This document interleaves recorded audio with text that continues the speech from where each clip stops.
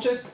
Hoy vamos a tener una clase como un poco más espontánea y más temas pequeñas que tienen alguna conexión entre todos ellos, como siempre, pero no siempre lo voy a conectar, ustedes van a tener que seguir el trabajo.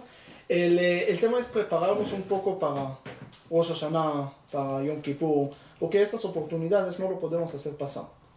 Ustedes saben que el experimento más largo de la historia es un experimento que están haciendo, un estudio científico. Dice que cada material, cada líquido en el mundo tiene un número de viscosidad. ¿Okay? Por ejemplo, el agua, el aceite creo que es 100 veces más del agua, la miel es 1000 veces más del agua, y así van las cosas. Hay una cosa que es 2 billones 300 millones y eso, etcétera, más del agua, pero todavía se considera líquido, aunque es casi sólido, ¿lo ves? Es como un asfalto. Dice que cada 9 años y medio saca una gota, nada más. Pero desde 1927, si no me equivoco, están tratando de ver la gota cayendo.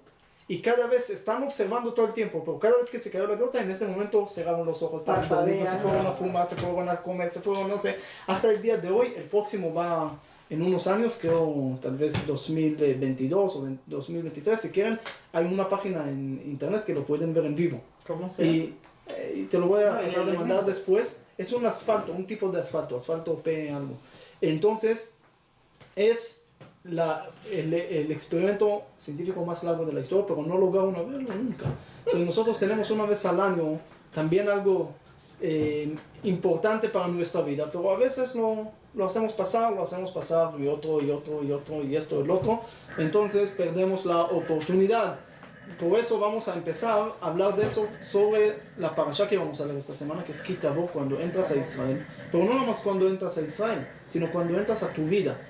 ¿Cómo puedes mejorar tu vida? Entonces el concepto primero que vemos aquí es los bikurim, los primicias que tenían que traer el tiempo del templo. La primera cosecha lo tenía que traer al templo, y ese tenía que llevar al Cohen, y había un texto de decir diferentes cosas que había que hacer.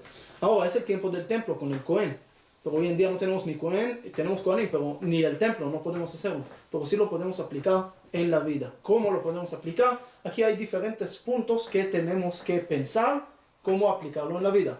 ¿Ok? Primer punto es pensar sobre las primeras cosas que tenemos.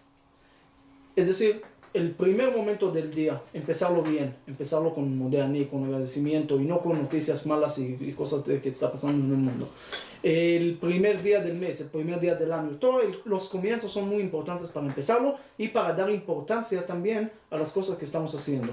Eso es súper importante, porque cuando uno empieza su día media hora con un estudio, con algo, después va a trabajar, va a comer, va a dormir, va a hacer todo lo que hace, pero por lo menos dio importancia a las cosas. Lo que dije hoy en la mañana, Dios no nos pide gigabyte de estudio o cantidades de horas, sino pide atención y pide que le damos importancia a las cosas importantes. Entonces, si lo hacemos principio, le damos como las primicias de nuestro tiempo, de nuestras acciones, de todo lo que tenemos para Dios. Entonces eso muestra que en verdad le damos importancia. Cuando le das importancia, lo vas a generar más sentimientos con eso, vas a hacer más cosas buenas con eso, y finalmente sales ganando tu tierra, tu vida, que es la primera parte importante que hay que hacer al comenzar las cosas. Segunda cosa, hay un texto de decir gracias para acostumbrarnos a no ser mal agradecidos. Pero no nada más no ser mal agradecidos, sino ser bien agradecidos. Agradecer, puedes respirar, puedes comer, tienes comida, tienes eso. Cuando llegas con una parte pequeña y le das al Cohen, participas, compartes con los demás. Aquí hay 2 mensajes ya. Primero, compartiste con los demás. Segundo, dijiste gracias, apreciaste lo que tienes. ¿Ok? Tercer punto, que es muy interesante también, hay que confesar. ¿Pero qué confesar? No nada más cosas malas, confesar las cosas buenas que Dios te dio. Aparte de hablar de Egipto, y gracias a Dios que nos llevó a una tierra de Zavat Halav Udvash, una tierra próspera, el Estado de Israel de todo ahorita lo que tenemos. Y después Dios nos dio todo lo que nos dio, todas las cosas buenas. Besamachta bechol haTov. Tienes que estar contento, una obligación de la Torah, estar contento con lo que tienes. Eso. Es una obligación, no es una recomendación. Obligación, estar contento con todas las cosas buenas que Dios te dio. Es decir, es súper importante estar contento, pero con viendo lo que tienes. Entonces cuando uno piensa que confesar es nada más cosas malas y pecados, resulta que no. También hay que hablar cosas positivas. Es decir, no hay nada más que analizar problemas, hay que analizar también cosas buenas. Había una vez una historia verídica. Un rabino, se llama Fire, un rabino que es muy experto en todo el tema de refuá, de medicina, de todo eso, toda la parte también eso y la parte religiosa, ¿no? Y él se juntó en la noche con un señor que tenía todo el dinero del mundo casi, un señor muy rico. Aquí tenemos mucho dinero, un señor de mucho dinero que puede solucionar cualquier tema de dinero, y otro señor que entiende en todo lo que es medicina y ayuda en todo lo que es eso y ayuda también espiritual religioso. Estaban hablando, llegaron a algunas cositas, algunos acuerdos, y de repente le dice uno al otro, mira, vámonos al cóctel, al Muro de los Lamentos, ¿ok? Donde la gente, había un turista que llegó a Israel la primera vez y no sabía decir cóctel, el cóctel amarillo. Entonces dijo, llévame a... Y el taxista dice, pero ¿a dónde te llevo? No, llévame a donde todos lloran. Y lo llevó al lugar donde están los impuestos y la aduana. Entonces me dijo, pero yo quería otra cosa. Pero, en fin, ¿cómo se llama? Es el mismo taxista, entre paréntesis, que le preguntó cuánto cuesta el viaje. Entonces el taxista le dice, vale $100. Un ejemplo, $100. Entonces dijo, ok, vámonos. Llegaron al lugar y el cliente, el señor le paga nada más 50. Dice, pero te dije $100. Dijo, sí, pero tú viajaste conmigo también. ¿Cómo así? Él pagó 50 y él 50. En fin, dijo este rabino a este señor, vámonos al cóctel, vamos a agradecer a Dios, vamos a eso. Llegan al cóctel y ven un señor que está llorando, sin parar. Entonces el rabino le dice a este rico, mira, vamos a hacer un trato. Vamos a preguntarle cuál es su problema. Si su problema es algo religioso, algo de medicina o cualquier otra cosa, yo lo voy a ayudar. Si su problema es dinero, algo financiero, tú lo vas a ayudar. ¿Está bien? Dijo, vámonos. Llegaron con el señor, dijeron, señor, ¿por qué estás llorando? Y todavía sigue llorando. ¿Por qué estás llorando? ¿Cuál es tu problema? Nosotros te podemos solucionar el problema. Si tienes algún problema de medicina, algún problema de dinero, espiritual, cualquier cosa te vamos a solucionar. Dijo, señor, ¿de qué están hablando? Yo no tengo ningún problema. Dijo, entonces, ¿por qué estás llorando?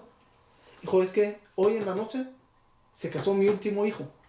Y después de 10 hijos, estoy tan contento y tan agradecido con Dios que pude casar a todos y todos viven y todos están con niños y esto y el otro. Entonces quería agradecerle a Dios, llegué al cóctel y me salió todo el agradecimiento, son lágrimas de alegría. Yo no necesito favores de ustedes, yo no necesito nada de ustedes, yo necesito agradecer. Entonces, de ahí, ¿cuál es la conclusión? Dijeron ellos, esos dos, mira, nosotros queríamos darle a él algo, ayudarle en algo, pero él lo que nos dio a nosotros, eso no tiene precio. Es decir, agradecerle a Dios, sí, también por las cosas buenas, llegar al cóctel y pedir también cuando hay cosas buenas, ¿no? Cuando hay problemas, Dios, dame. No hay problemas, no hay Dios, no. Hay gente, no aquí en Guatemala, pero en otros lugares que yo lo vi en la sinagoga nada más cuando tenían problemas. Cuando lo vi a alguien en la sinagoga, sabía que está en problema. Porque si está bien, no. Entonces, es también una parte que sale de los bikurim. Otro punto, no menos importante, cuando habla de eso, se conecta con la historia. Está hablando de Jacob, está hablando de nuestros padres de Egipto. Están hablando también de todo este pasado. Es decir, quieres estar contento, también tienes que estar conectado con tu pasado. Ahora, con tu pasado bueno, es decir, reconocer las cosas buenas del pasado y las reflexiones, no quedarse en las tristezas del pasado. Hay una prohibición según el judaísmo. Hay 7 días de luto, después 30 días, después un año y después hay que seguir la vida. Es decir, no se puede seguir siempre en la tristeza, pero sí hay que estar conectado a nuestro pasado, a nuestras raíces. Ese también nos da alegría a nuestro pasado, a nuestro presente y a nuestro futuro. Esos 3 tipos de alegría siempre se repiten en la Torah. Es decir, nuestro pasado, nuestros que ya estaban aquí, el presente, nuestra vida, lo que tenemos en este momento, tienes que estar contento con todo lo que tienes, y con tu futuro también tienes que estar contento con tus hijos y con lo que va a venir y tus acciones que van a llegar y van a ser. Entonces es súper importante también esta parte. Y otra enseñanza que podemos sacar de los primicias es emocionar de nuevo cada vez. Esa era algo como un círculo, cada año tenía que hacer lo mismo, pero sin embargo tenía que hacerlo cada vez con otra emoción, con más alegría, con más cosas. Ese es algo muy importante en nuestra vida. vamos a escuchar el shofar, lo escuchamos ahorita, vamos a escuchar en Rosh Hashanah también, y al final de Yom Kippur. El shofar tiene un sonido largo, y después se rompe el sonido, y después otro largo. Es nuestra vida, hay una rutina, hay que saber cómo romperla. Y también hay que saber disfrutar de la rutina. Es decir, es un trabajo de vida, son palabras ahorita rápidas, pero en realidad son pensamientos largos. Entonces hay que saber cómo también romper la rutina y estar contento en cada cosa. Aparte de esto, también las frutas tienen sus mensajes, porque hay diferentes tipos de frutas. Hay fruta que comes la afuera y la parte de adentro, como uva. Agarra uva y lo comes, ¿ok? Todo, afuera, adentro, todo. Hay cosas que nada más la parte de afuera, pero no la parte de adentro. Por ejemplo, dátil. Comes la parte de afuera y la basura está adentro, lo tiras. ¿Ok? Hay algo que es al revés. La cáscara, por ejemplo, de una granada. ¿Ok? De naranja. La parte de afuera lo sacas, es una cáscara, no lo comes. Y la parte de adentro lo comes, es al revés. Y hay cosas que no comes ni afuera ni adentro. Yo en Colombia conocí alguna fruta así, que no había nada de comer ahí ni afuera ni adentro, pero lo llamaban fruta, no sé por qué. Para mí la berenjena es igual. Pero cada uno puede sentir su libertad. ¿Cuál puede ser la que no adentro ni afuera? No sé cómo se llama, pero yo te voy a buscar también esa foto porque en alguna clase en el pasado lo dije y alguien preguntó ¿y qué es esto? Entonces alguien le respondió ahí y le mostró alguna foto. Entonces existe esta cosa, pero eso no nada más en frutas, sino en nuestras acciones. Hay cosas o personas. Hay personas que son por afuera, se ven rabinos o se ven gente buena y esto, pero adentro están, te odian o te hacen cosas malas, piensan cosas malas, negativas, un problema. Y hay cosas que al revés, por afuera no se ve tanto, se ve una persona sencilla y eso, pero de adentro está lleno de cosas buenas, está lleno de enseñanzas o de consejos. Y nada más te acercas con él y la experiencia de su vida y lo que te puede contar o lo que puede aportar, cualquier cosa, es también importancia no quedarse afuera, ver adentro también. Y hay gente que afuera y adentro son buenos y hay gente que lamentablemente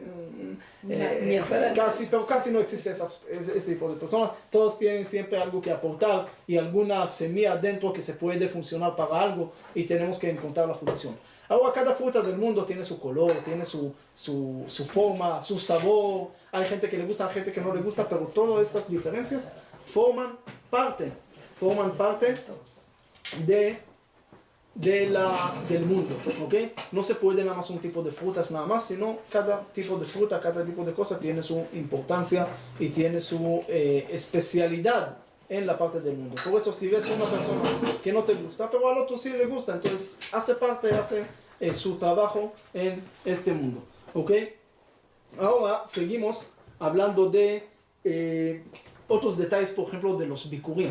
Hay un detalle importante, interesante a la vez. Ustedes saben que cuando los pobres trajeron las canastas de los bikurim, no le devolvieron las canastas. Y cuando los ricos trajeron, sí le devolvieron las canastas. ¿Por qué? Escuchen bien. Dice que el pobre, como no tenía dinero, entonces toda la canasta era frutas y casi podridos. Y arriba puso bonitos. ¿Ok? Para por lo menos que se vea bonitos de afuera. Ahora imagínate si lo hubieran devolviendo la canasta, tenía que sacar todo y se hubiera ofendido. Pero el rico todo estaba bien, entonces no le devolvieron, pero al pobre le dijeron, ¿sabe qué? Lo dejamos aquí para evitar esta vergüenza. Mira hasta el último detalle que está pensando la Torah. Hay otra opinión que dice que el pobre trajo con todo su corazón siempre y todo esfuerzo, entonces la canasta también hizo parte de la ofrenda que él trajo. Pero en cambio que alguien lo trajo nada más para que vean que trajo algo bonito. Ahora, pasando de esto a un punto que aparentemente no tiene que ver, pero sí tiene mucho que ver, es los rezos que estamos haciendo en Rosh Hashanah y Kippur. ¿Qué está pasando en Rosh Hashanah? Dicen un día de justicia. Ya hablamos mucho que tenemos que tratar de ser hijos y nuestro Dios es papá y por eso nos va a perdonar, porque el rey no puede perdonar, entonces tenemos que hacer las cosas con gusto, tenemos que sentir hermandad, todas esas cosas que ya hablamos varias veces. Hoy quiero decir otro punto. Si Rosh Hashanah se juzga por todo lo que va a pasar en el año, entonces ¿por qué tenemos que seguir rezando en el año? Si ya Dios decretó algo, entonces ya se acabó. Y si sí se puede cambiar, entonces ¿por qué tenemos siempre que hacer tanto esfuerzo en Rosh Hashanah si después también se puede cambiar? ¿Cuál es la lógica de rezar después? Entonces el Talmud en Rosh Hashanah, hay un tratado que se llama Rosh Hashanah, en la hoja 16, si no me equivoco, trae ahí dos opiniones. Una opinión de Rabbi Meir, Rabbi Yehuda, que Dios juzga nada más en Rosh Hashanah. Y hay otra opinión de Rabbi Yossi, que Dios juzga en todos los días, porque Él no tiene tiempo, entonces todos los días está juzgando. Dice el Talmud, primera opción, los rezos que estamos haciendo todo el año es nada más por la opinión de Rabbi Yossi, que todos los días Dios juzga. No por, si Dios juzga en Rosh Hashanah nada más, no, el rezo no puede cambiar nada. Pero si agarramos la opinión de Rabbi Yossi, que Dios juzga todos los días, entonces sí puedes cambiar con tu rezo, porque cada día como hay justicia, cada día hay de alguna manera si Dios te da o no te da, ¿ok? Pero sí tenemos que saber que Rosh Hashanah es un día muy importante. ¿Por qué? Porque escuchan la segunda opción del Talmud, dice la segunda opción del Talmud, ¿sabe qué? También según la opinión de Rabbi Meir y Rabbi Yehuda, que Dios juzga nada más en Rosh Hashanah, se puede cambiar decreto con rezo fuerte, con rezo completo, con intención, con todo, también se puede cambiar un decreto, cambiar, anular, dirigir, diferentes opciones, pero se puede hacer algo. Pero tenemos que saber que el Talmud en Shabbat, que es otro tratado de Shabbat, en la hoja 32, que es la palabra lev, corazón, dice ahí que uno siempre tiene que tratar de rezar antes que se enferma. No después que se enfermó, ya rezar Dios, dame curación. Es decir, porque es mucho más fácil tratar de no romper algo en vez de arreglar algo que ya está roto. Así en la vida, así en la naturaleza y así también en el rezo. Porque la mayoría de los opiniones dice que el rezo funciona como parte de la naturaleza del mundo. Es decir, así como tú esfuerzas y trabajas, tienes dinero, tú estás sembrando algo, te crece, tú comes, no tienes hambre, tú tomas, eso también tú rezas, da resultados. Parte de la naturaleza del mundo, cuando pides, cuando te avanzas, entonces mejoras tu deseo de hacer las cosas, tu mente de hacer las cosas, funcionan las cosas. Entonces por eso uno tiene que sacar y tratar de rezar y hacer todo antes que el decreto. Entonces, según todas las opiniones, ¿cuál es lo mejor? Agarrar este Rosh Hashanah y tratar de enfocar en el rezo. Tratar de enfocar en lo que estamos diciendo. Gracias a Dios hoy en día tenemos rezo en español, también lo podemos entender lo que se estamos diciendo. Podemos agarrar, yo sugiero a todos, 1 hora, 2 horas, un día, una semana antes de Rosh Hashanah, agarrar aquí el Mahzor, sentar un poco, ojear un poco, pasar las hojas, leer un poco la traducción, tratar de resumir algunos temas interesantes, algunos rezos, de qué está hablando, de qué está tratando el rezo. No llegar al último momento, boom, rezo, rezamos. Sino, aquí lo tenemos. Aquí está y es muy bonito. Y tiene en fonética y en español, en traducción, también de qué está hablando. Y es muy bonito. Hay muchas partes que se puede pasar y entender el rezo. Y uno llega al rezo tan preparado y de repente se siente que está en un lugar conocido. No que uno llega de repente de la nada y todo lo que hacen los demás va a hacer también y no va a entender qué está haciendo. Entonces por eso es importante también ese consejo.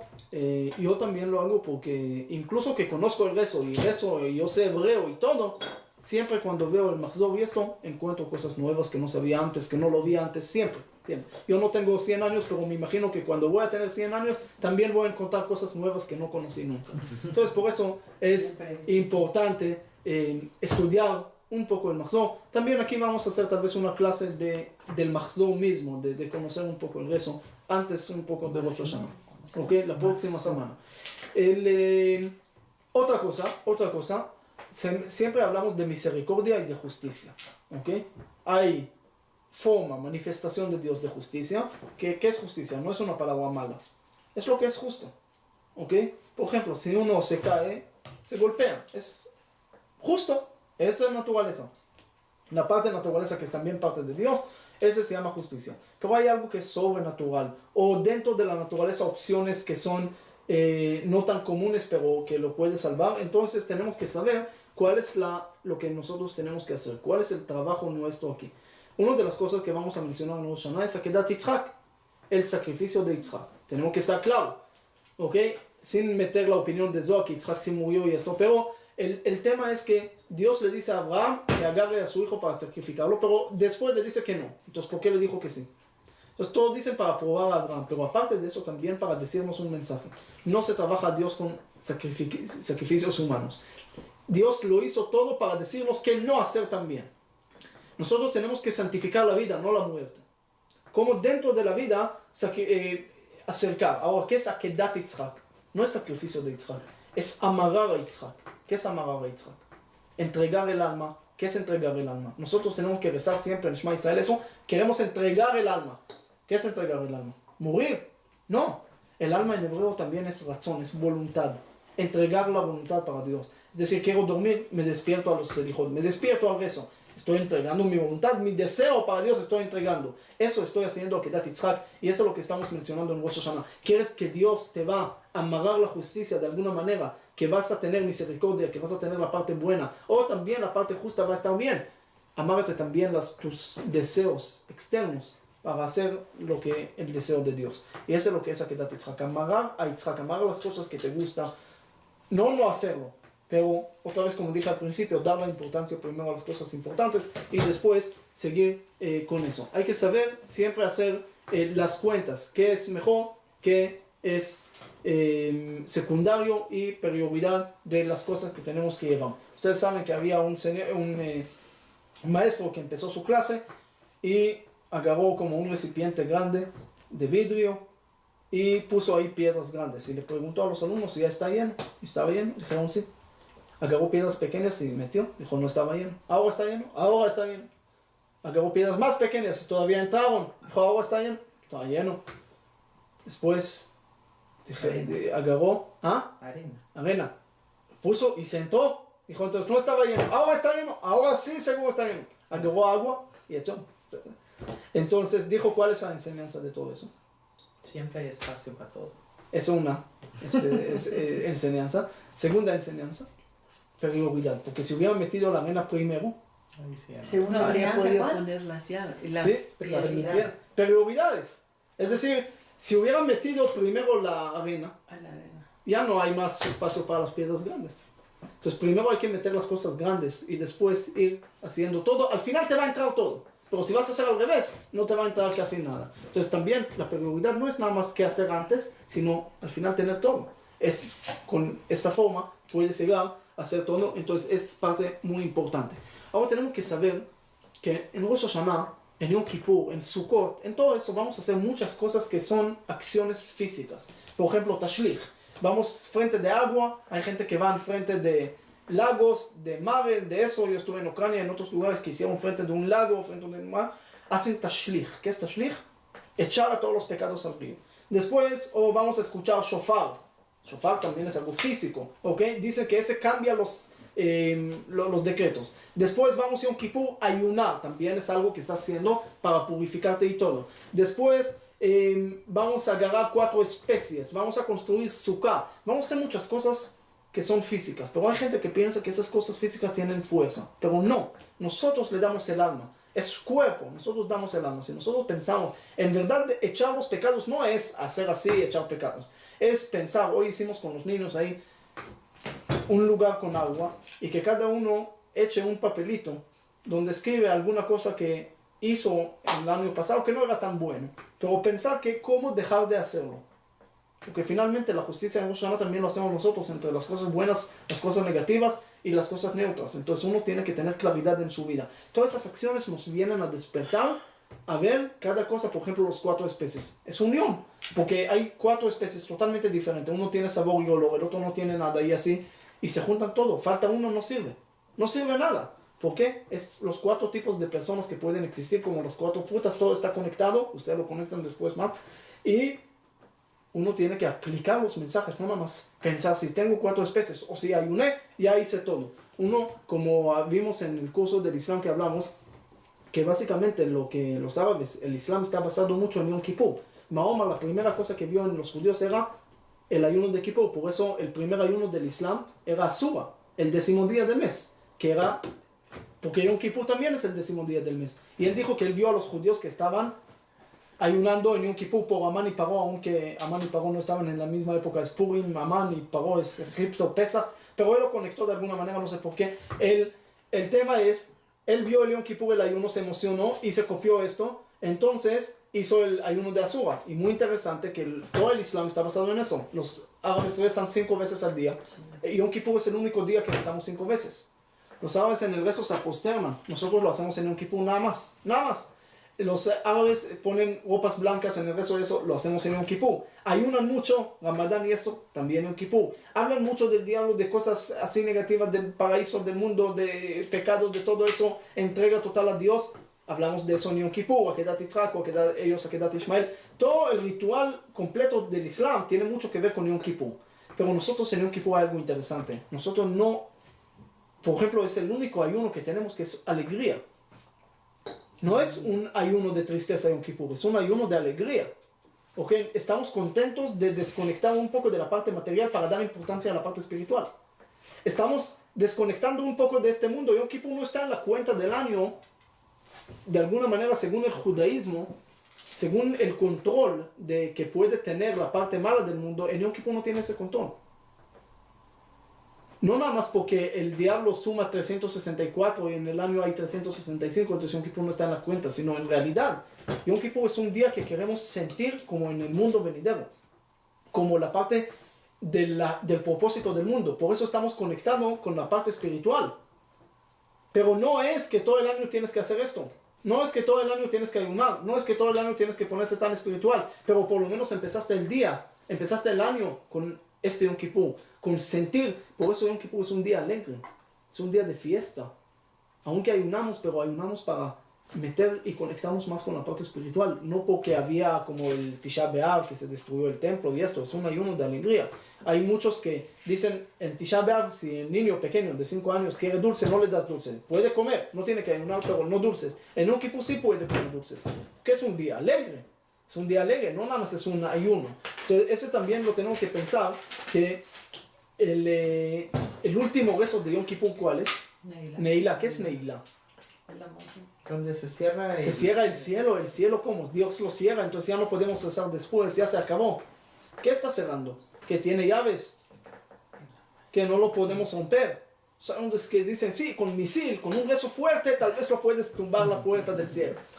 ¿De qué está hablando? Aquí estamos cerrando un año, estamos empezando un año nuevo.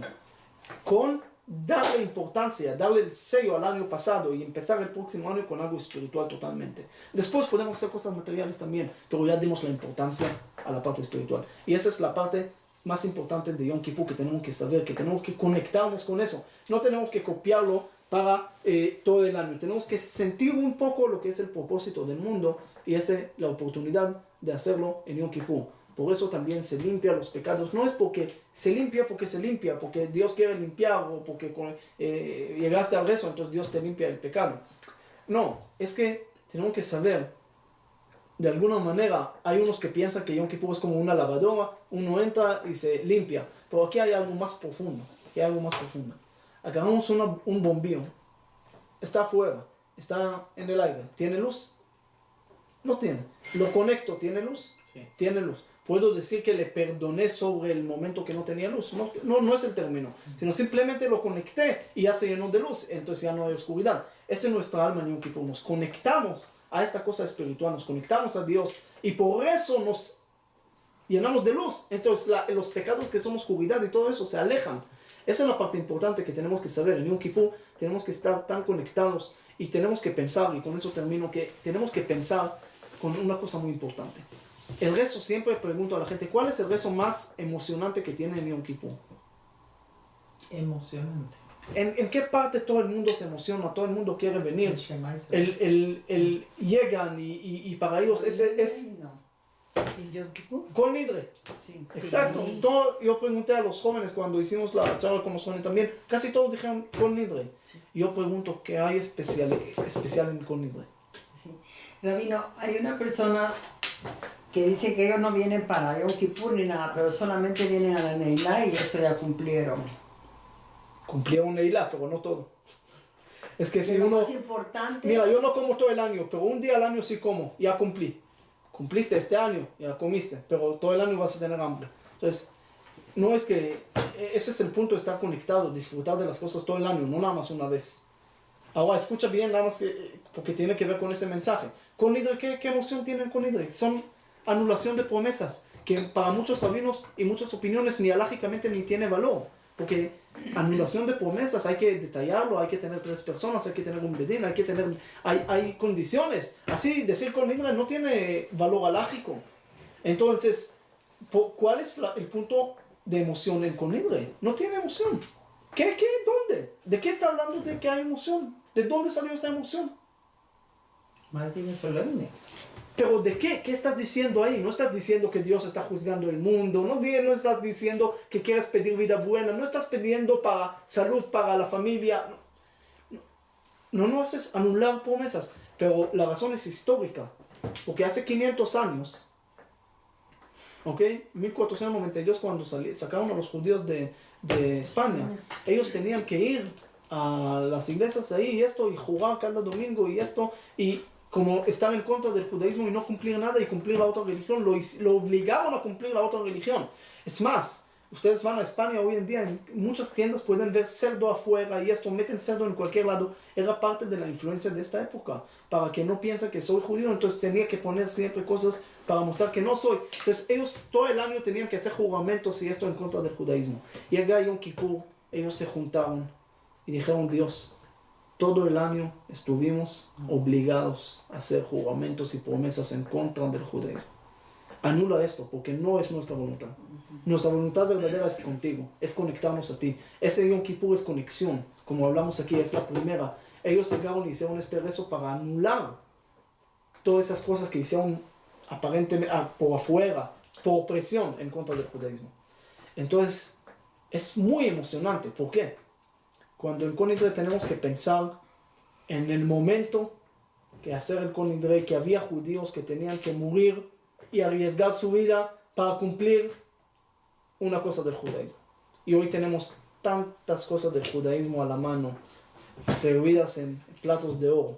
Disfrutar del judaísmo, de cualquier aspecto, cualquier tema, cualquier cosa, cualquier fiesta, en cualquier lugar, tenemos que apreciarlo. Tenemos que pensar qué sufrieron los judíos en ese momento, qué tenían que hacer para poder cumplir un poco. Y hoy que tenemos todo, queremos venir nada más a Neilá. Tenemos todo. Tenemos que apreciarlo mucho más de lo que estamos. Ustedes tienen que saber ustedes saben que había un decreto de los cantonistas, de los niños que agarraron el zar, el gobierno de Rusia en una época larga. Siempre obligaron a los niños a ir al ejército ruso.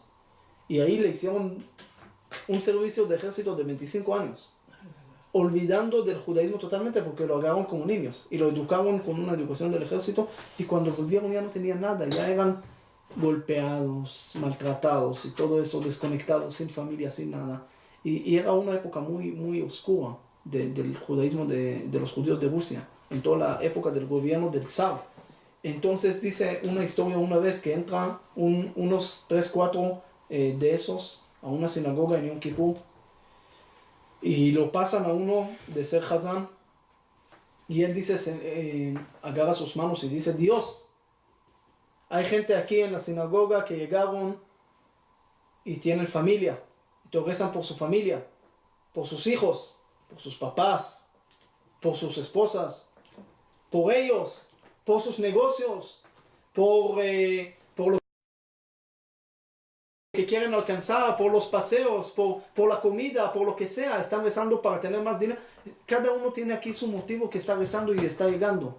Nosotros no tenemos ni familia, ni papás, ni mamás, ni esposas, ni dinero, ni negocios, ni placeres, no queremos nada en la vida. La única cosa que queremos hoy en día es Itgadal Vitkadash Shemer Rabba. Que sea tu nombre bendito, que sea tu nombre en el mundo, que se aumente tu nombre en el mundo. Es la única que queremos.